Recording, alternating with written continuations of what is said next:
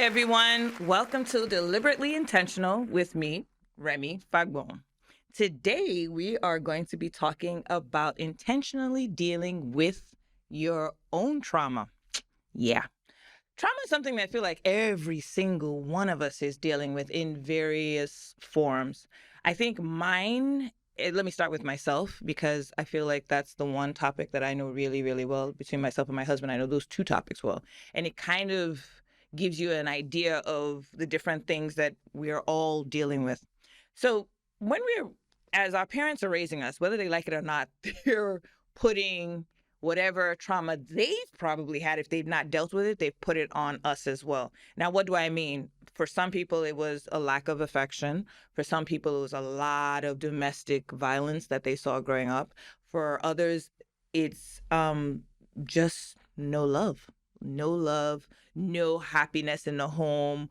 For a lot of African homes, they raise their kids with like structure and hard discipline and religion, heavy on the religion.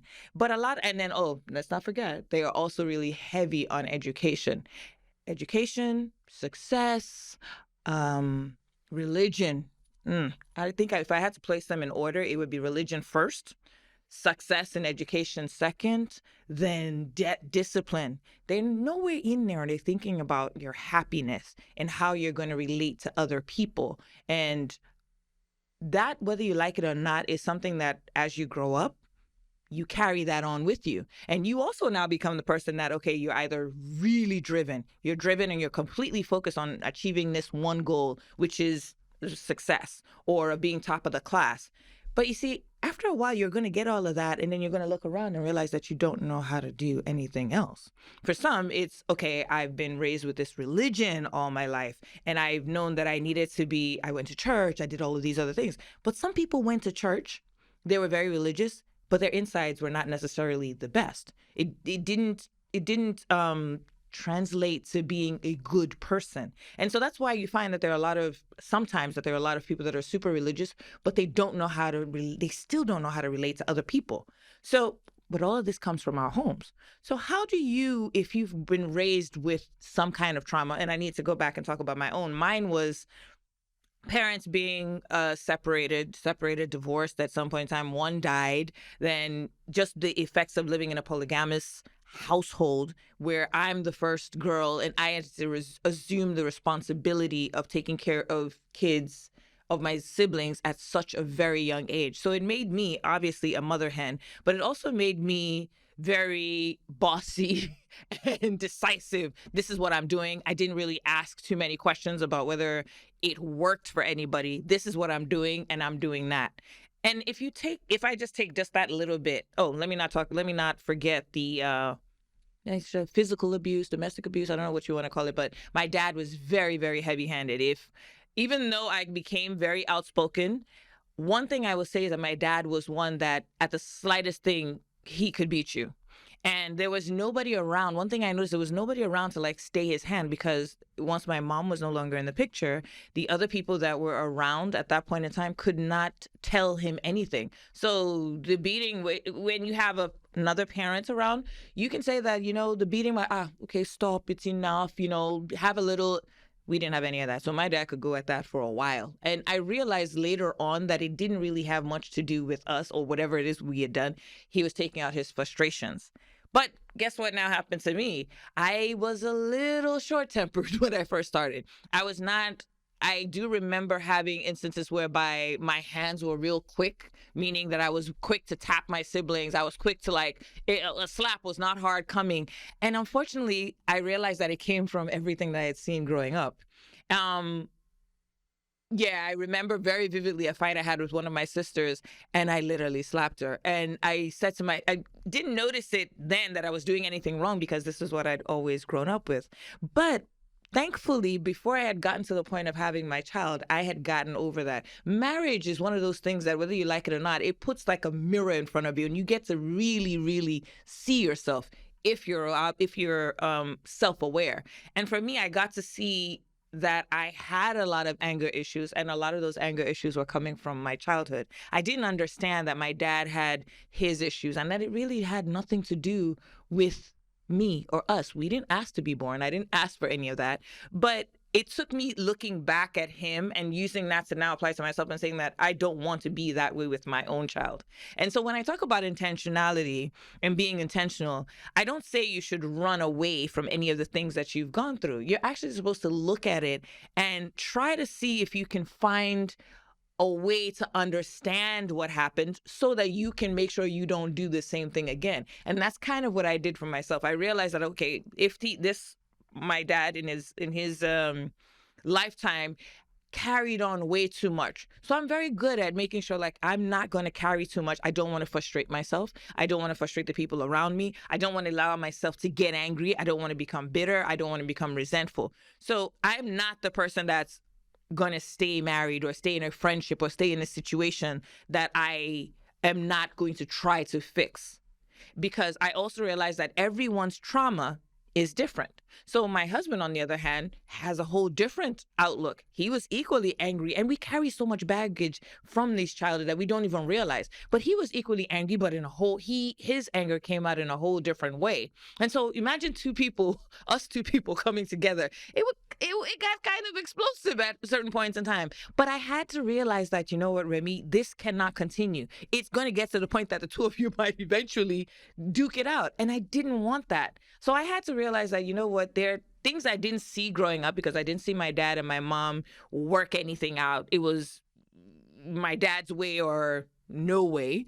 And same thing happened with all the other women that came along. And whether I like it or not, I was kind of sort of mirroring like that. You know what? Anything I say had to go. I didn't have a lot of compromise. And that's what a lot of us are also dealing with. We're dealing with that trauma. We're dealing with a lack of not just seeing certain things. And we carry that into our relationships. My husband's trauma, his is different. I'm going to leave his trauma for the day that he comes into the show. So he needs to come. He's coming back because he's been already once. He's going to come back and we're going to talk about specifically about traumas.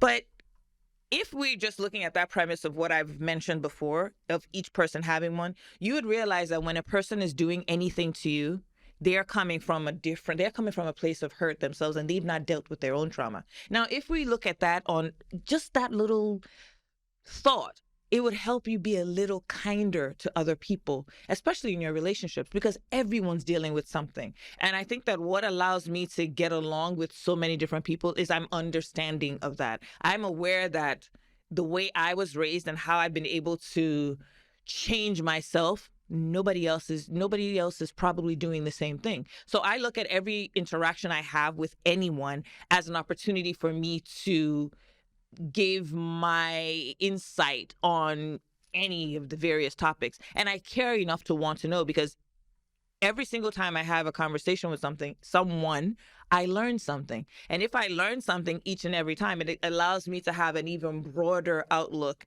in how I need to deal with people. And that's what makes it easier for me to also process my own trauma, because I could hear a conversation with someone talking about their dad, and then I would realize that, okay, you know what, maybe that was what was going on with my dad. Got it. That makes sense. And it allows me to even process my own trauma even more. So I can look back on my past and I can smile and laugh and talk about it, because I realize that, you know what, it could have been anybody. It was not specifically directed to war, even though I was the one most impacted by it. It was not like my dad had a different approach to dealing with everyone else. He dealt with everybody the same way, because that was the only way he knew how to deal. I mean, with us kids. Outside people was a different story. But the way he dealt with his children was the only way he knew how, because that was also what he had experienced when he was growing up. So how can I get mad at somebody that didn't really know any better? See my point? Like, that's one of the things that I feel like has helped me process my own trauma better.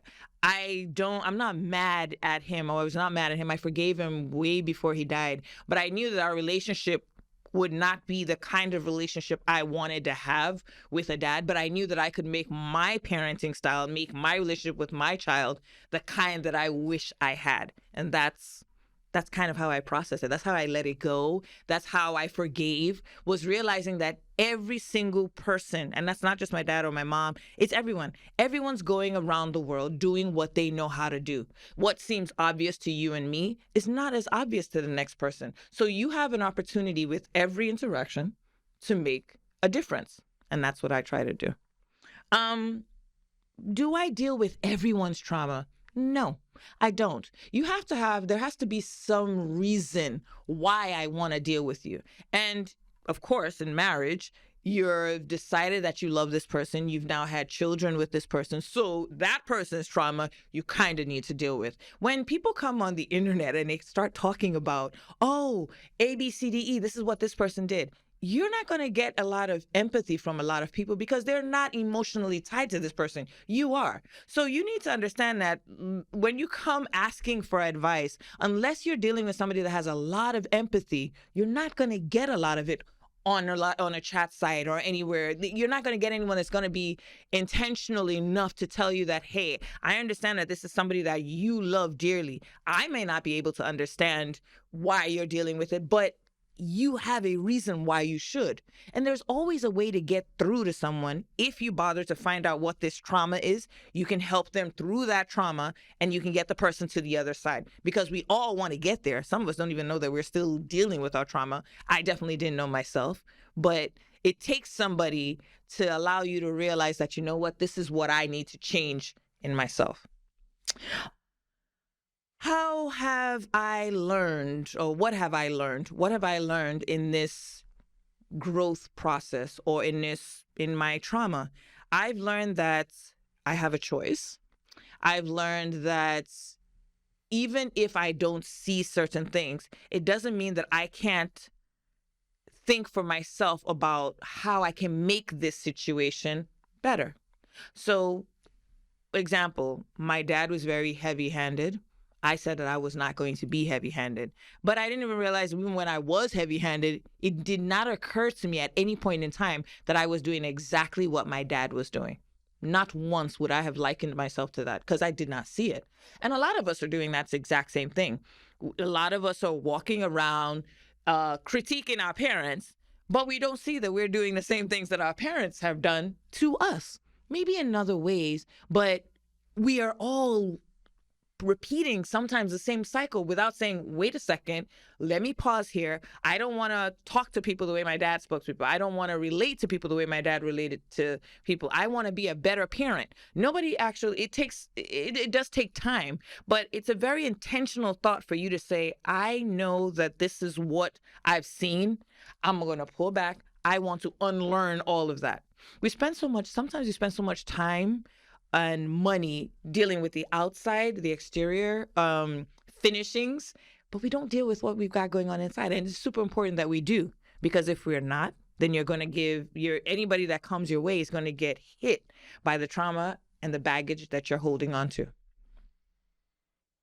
The effects of trauma on a marriage is literally everything that I've said above. Well, the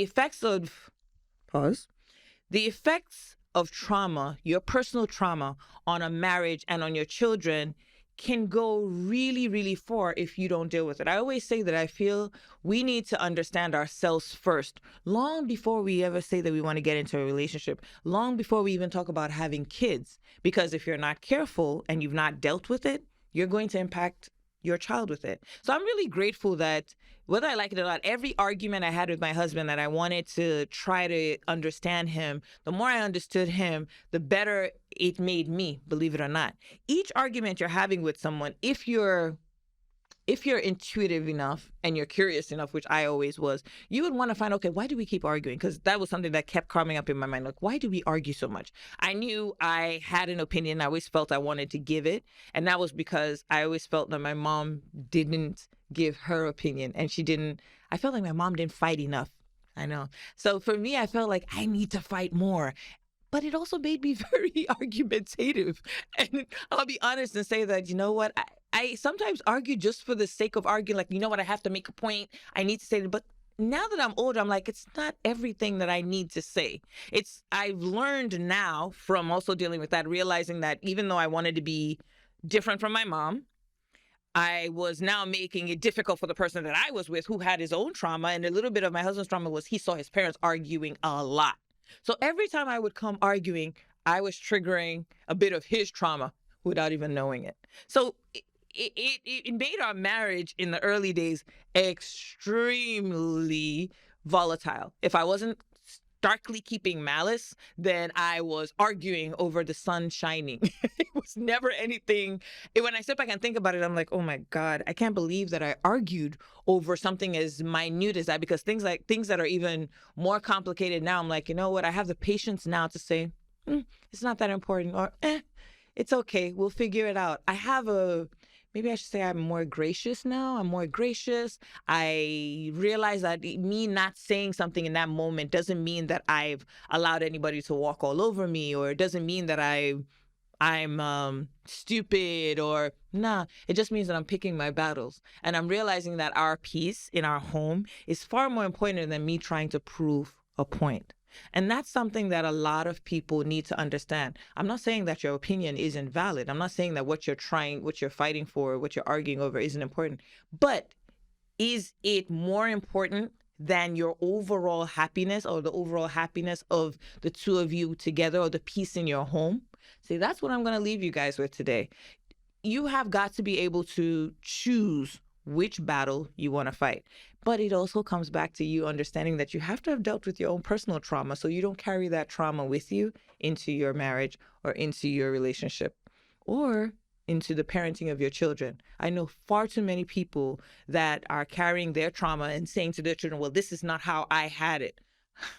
Your children are not supposed to go through the same thing you went through. I personally go out of my way to say that my son's life is going to be 10 times better than mine. And that's the kind of intentional parenting that I use to raise him. And that's why he's the way he is. So I challenge all of you guys. How have you dealt with your trauma? I hope that you've dealt with it. I hope that you've put it behind you and you've healed. Because if you're a healed person can't hurt anybody else with additional trauma. You could have your childhood trauma, then you could now give somebody some marital trauma just by them being involved with you, and you might not even know it. Thank you guys for tuning in to another episode of Deliberately Intentional. New episodes will be released every Wednesday. Don't forget to subscribe to the YouTube page and leave a review on Apple and Spotify. Thanks, guys.